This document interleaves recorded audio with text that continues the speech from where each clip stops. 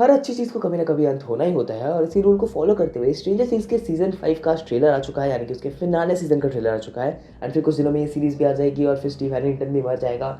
And I know कि पूरे world wide में सभी लोग स्टीव को लेकर पागल हो रहे हैं कि वो नहीं मरना चाहिए। इनफैक्ट मैं भी पागल हो रहा हूँ, but anyways guys, sacrifice is important और मे बी वो हमारे स्टोरी के अंदर एक काफ़ी ह्यूज इंपैक्ट छोड़ जाएगा, जैसा ये ट्रेलर हमारे अंदर छोड़ जाता है। बिकॉज ये ट्रेलर कोई आम नॉर्मल ट्रेलर नहीं है। ये ट्रेलर फर्स्ट ऑफ ऑल काफ़ी हद तक जो है एवेंजर्स एंड गेम वाली फील देता है। हम सभी को एक सॉर्ट ऑफ एक्साइटमेंट से जगा देता है और हमें स्टोरी के बारे में कुछ भी लिटरेट कुछ भी पता नहीं लगता है। ऑल तो मेरे पास कुछ डिटेल्स हैं जिनके ऊपर मैं आज की वीडियो में बात करना चाहूँगा। सो यस गाइज, ये बेसिकली ब्रेकडाउन है स्ट्रेंजर थिंग्स के सीजन 5 के ट्रेलर का।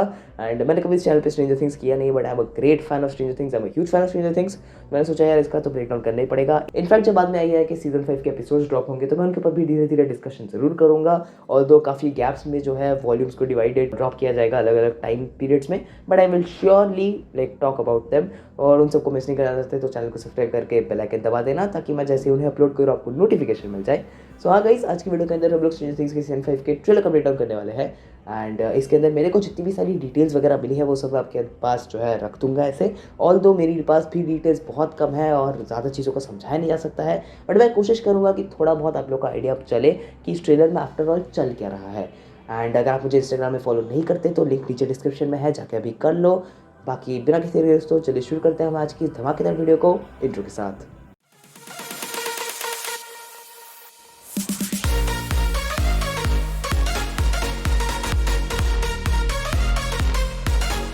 सो हमारा ट्रेलर शुरू ही होता है with a shot of the Hawkins library, लेकिन ये एक्चुअली अपसाइड डाउन में है। अगर आप ध्यान से देखो तो यहाँ पर सारी वेन्स वगैरह है और आपकी रेड कलर की लाइटनिंग्स और क्लाउड्स और डार्कनेस वगैरह। सो ये बेसिकली अपसाइड डाउन का सीक्वेंस है। एंड इसके बाद हम लोग को एक डेमोगॉर्गन दिखाया जाता है जो साइड से जा रहा होता है, एंड हमें उसके बाद दिखता है वेक्ना।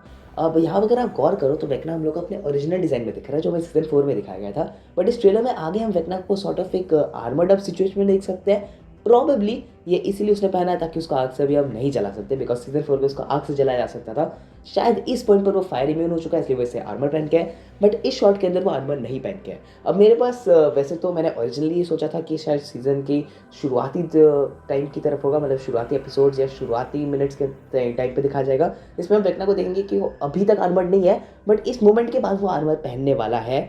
हालांकि इस पॉइंट पर अगर आप गौर करो तो इसके थोड़े ही बाद हम लोग देखते हैं कि वेक्ना चलते हुए जाता है एंड उसी अपसाइड डाउन के उसी लोकेशन पे एक साइकिल पड़ी हुई है। अब ये साइकिल प्रॉबेबली विल की वही साइकिल है जिसको लेकर वो आया था।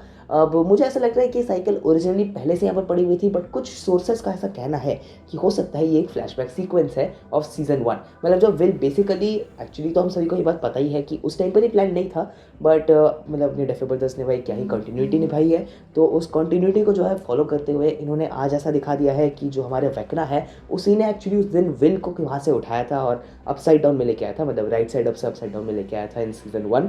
तो उस पॉइंट पर वेक्ना ने जब उसे उठाया था उसकी साइकिल भी इधर आ गई थी, तो वो साइकिल यहाँ गिरी हुई है।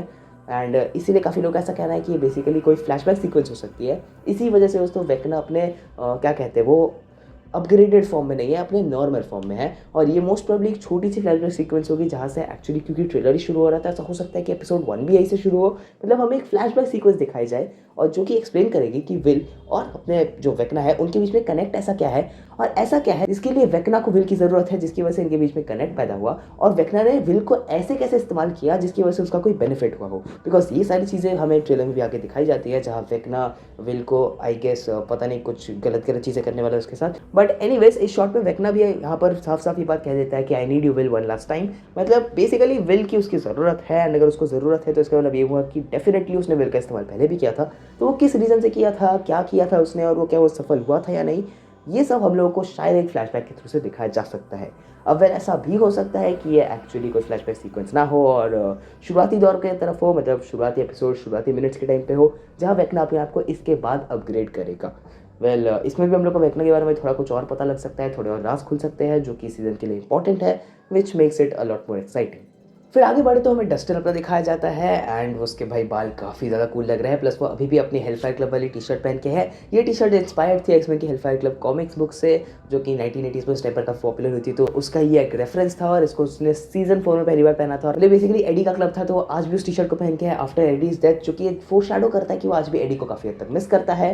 एंड इस पॉइंट पर बेसिकली स्कूल में घुस रहा है। यहाँ पर अगर आप गौर से देखो तो बैकग्राउंड में आपको कुछ आर्मी ऑफिसर्स और मिलिट्रीज दिख जाएगी। इनफैक्ट इसके अगली शॉट में अगर आप ध्यान से देखो हॉकिंस को, तो यहाँ पर शहरों में भी काफ़ी जगहों पे आप जैसे आर्मी बैरिकेड्स देख सकते हो। और इस लोकेशन पे जो कि एक्चुअली हॉकिंस लाइब्रेरी है, जो कि ट्रेलर ही शुरुआत वो बेसिकली अपसाइड डाउन में था, ये राइट साइड अप है, तो यहाँ पर भी बैरिकेड्स आर्मी के लगाए गए हैं। तो ये लोकेशन क्या है और यहाँ पर एक्चुअली क्या चल रहा है। और देखो सीजन 5 का जो अपना सिनॉप्सिस आया था बाय डफर ब्रदर्स, उनके अकॉर्डिंगली यहाँ पर बेसिकली मिलिट्री वालों ने इस जगह को टोटली मतलब अपने जो पूरा हॉकिंस है और बेसिकली जो अपना मोस्ट इंपॉर्टेंट हॉकिंस लाइब्रेरी है, इसे एक्चुअली बैरिकेड कर दिया है और वो यहाँ पर रिसर्च कर रहे हैं। और इसलिए उन्होंने अपने मिलिट्री कैंप्स वगैरह लगा रखे हैं और सॉर्ट ऑफ हॉकिंस जो है वो क्वारंटीन हो गया है। और इसी क्वारंटीन वगैरह के चक्कर में जो है आर्मी ऑफिसर्स यहाँ पर खड़े हैं। लेकिन इन मिलिट्री वालों का एक छोटा सा और भी काम है, वो आपको थोड़ा सा बाद में बताने वाला हूँ।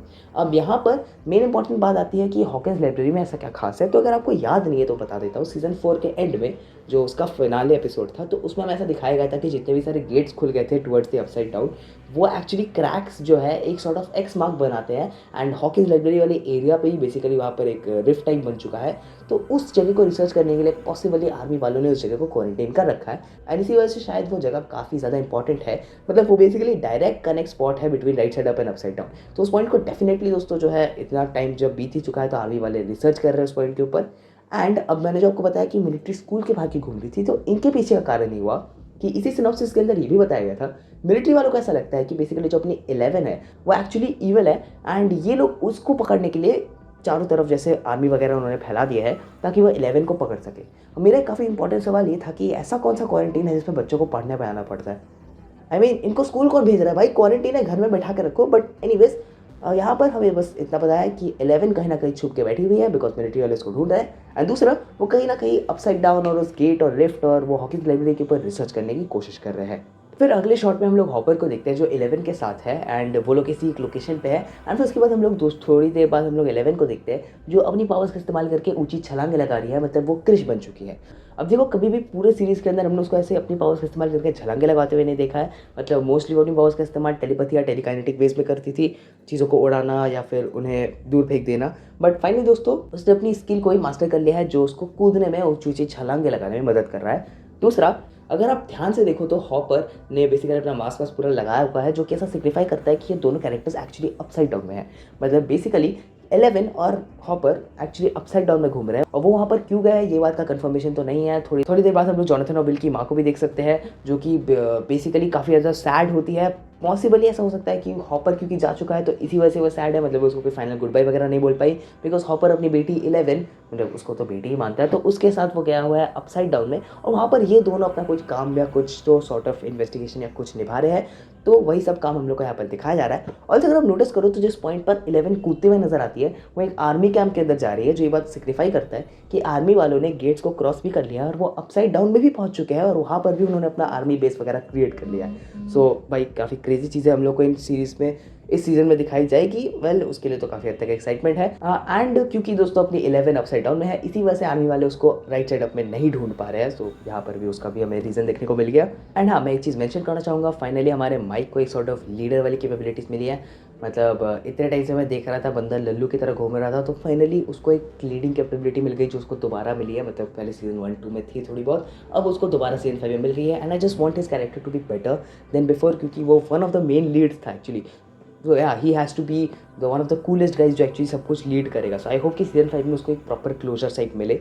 इसके बाद में हम एक छोटी सी सीक्वेंस देखते हैं जहाँ नैन्सी और जॉनथन बेसिकली प्रेजेंट होते हैं एंड वहाँ पर उनके सामने एक सॉर्ट ऑफ कुछ तो आसमान में क्रिएट सा हो रहा है, जो मुझे पहले माइंड फ्लेयर जैसा लगा। बट फिर थोड़े बहुत सीक्वेंसेस के बाद हमें एक ऐसा शॉट दिखाया जाता है जिसमें वो एक टाइप ऑरा टाइप क्रिएट हो जाता है आसमान में। वो पहले रेड कलर की फ्लेयर्स लेके आता है और फिर वो स्प्रेड होते होते ब्लू टाइप हो जाता है। और एक छोटा सा और सीक्वेंस दिखाया जाता है जिसमें हॉपर आसमान में देख रहे हो वो ब्लू ऑरा बेसिकली या जो भी फ्लेयर या लाइट है वो स्प्रेड आउट हो रही है दुनिया के ऊपर। ये क्या है ये मुझे भी समझ में नहीं आ रहा है। तो ये बेसिकली कोई सीज़न का एलिमेंट होगा जो हमें इस सीज़न के अंदर ही दिखाया जाएगा। एंड इसके बाद हमें दो काफ़ी कॉन्ट्रोवर्शियल सीक्वेंसेस दिखाए जाते हैं। पहला ऐसा है जिसमें नैन्सी के हाथों में काफ़ी कुछ खून वगैरह है, वो उसको धो रही है और फिर रोते हुए नजर आती है। लोगों का कहना है कि यहाँ पर स्टीव मर चुका से बाहर हो रही है। दूसरा एक और सीक्वेंस भी आता है, इसमें हम लोग स्टीव को देखते हैं जो एक्चुअली हक कर रहा है डस्टिन को, मतलब डस्टिन उसको हक कर रहा है, डस्टिन इज जस्ट क्राइंग। वही स्टीव जो है एक ऐसा फेस लेके है कि यार मुझे करना पड़ेगा, हाँ वो सैक्रिफाइस करने आ रहा है। एंड एक छोटा सा सीक्वेंस और भी देखते हैं, इसमें लूकस है और उसके ऊपर शायद एक डेमोगॉर्गन अटैक कर रहा है। आई जस्ट होप इसका गेम ना बचे, मतलब मैं चाहता हूँ कि लूकस मैक्स के साथ रहे, क्योंकि जब तक वो कोमा में थी तब तक भाई इसने बहुत मदद की है। फिर उसके बाद स्काई काफ़ी ब्यूटीफुल लग रहा है, काफ़ी क्रेजी शॉट्स लिए गए हैं दोस्तों, थंडर लाइटनिंग एंड वॉट जो भी अपसाइड डाउन में चल रहा है वही काफ़ी सॉलिड लग रहा है। एंड फिर इसके बाद एक काफ़ी क्रेजी एक्शन सीक्वेंस हमें प्रॉमिस की जा रही है, जहाँ पर हम एक्चुअली देख सकते हैं कि वो जो हॉकिंस लाइब्रेरी का सीक्वेंस होता है उसके अंदर हमारे सारे कैरेक्टर्स प्रेजेंट है, हमारी पूरी गैंग प्रेजेंट है। एंड प्रॉब्ली यहाँ पर कोई बहुत बड़ी गन फाइट वगैरह भी होने वाली है, क्योंकि हमारे आर्मी ऑफिसर्स भी प्रेजेंट है यहाँ पर, एंड सारे साइंटिस्ट वगैरह भी है। एंड डेमोगॉर्गन्स और डेमोडॉग्स ने यहाँ पर हमला कर दिया है। एंड एक शॉट पे हम लोग ये भी देख सकते हैं कि जॉइस जो है वो बेसिकली विल को मतलब पकड़ते हुए लेके जा रही है। ऐसा लग रहा है ऐसे मानो विल शायद पोजेस्ड है दोबारा, मतलब ट्रेलर में भी एक शॉट में देखा था तो हो सकता है। एंड ऑल्सो दूसरी साइड पर हम लोग माइक को देख सकते हैं, इसके पीछे कुछ नए कैरेक्टर्स हैं। अगर आप इस सीज़न का ऑफिशियल पोस्टर देखते हो तो उसके अंदर हमें कुछ नए कैरेक्टर्स इन एडिशन दिखाए जाते हैं। तो ऐसा बोला जा रहा है कि एक्चुअली इस सीज़न के अंदर हमें नए कैरेक्टर्स दिखाए जाएंगे जो कि इस शो के अंदर एंटर करेंगे, but they will be like temporary side characters and उनका ज़्यादा कुछ लोअर नहीं होगा, प्रोबेबली इनके क्लासमेट्स वगैरह होंगे and they are trying to help और something. So well let's see कि वो लोग स्टोरी में कैसे फिट होते हैं। एंड फाइनली दोस्तों आता है हमारा आखिरी सीन, जिसमें वेक्ना आता है full armoured up and he is looking crazy, like superb लग रहा है, and he is just going wild over will. I would not be surprised if they actually have a romantic relationship over here, but अब एक छोटा सा किस भी हो जाए तो बढ़िया हो जाएगा। और इसी के साथ दोस्तों हमारा ट्रेलर भी खत्म हो जाता है और आज की हमारी ट्रेलर ब्रेकडाउन की वीडियो भी खत्म हो जाती है। अब वैसे तो मेरे पास बिल्कुल भी ज़्यादा डिटेल्स नहीं थी, और जितनी मैंने आपको ब्रेकडाउन में डिटेल्स बताई इन सबको मर्ज करके मैं कोई कहानी भी नहीं बना पा रहा हूँ, जो कि मैं हर एक ट्रेलर ब्रेकडाउन में करता हुआ आया हूँ आज तक। सो यार मेरे पास कोई कहानी नहीं है इसको सेट करने लायक, तो इसीलिए भाई मैं उस पर काम भी नहीं कर सकता। वेल तुम्हारा क्या कहना है इस कमेंट से बताना, मतलब तुमको क्या लगता है क्या होने वाला है सीजन के अंदर। अगर तुम्हारे पास कोई स्टोरी है तो ऐसा लगता है कि तुमने फिगर आउट कर लिया तो उसको कमेंट से जरूर बताना। मैंने कोई डिटेल मिस की है या मैंने कुछ गलत इंटरप्रेट किया है तो उसे भी तुम बता सकते हो। मैं तुम्हारी रिव्यूज सुनने के लिए, तुम्हारी राय सुनने के लिए एक्साइटेड रहूँगा। अगर वीडियो पसंद आई तो लाइक करना, चैनल को सब्सक्राइब करके बेल आइकन जरूर दबाना, अपने दोस्तों तक भी शेयर करना। मैं मिलता हूँ अगली वीडियो में। Good bye.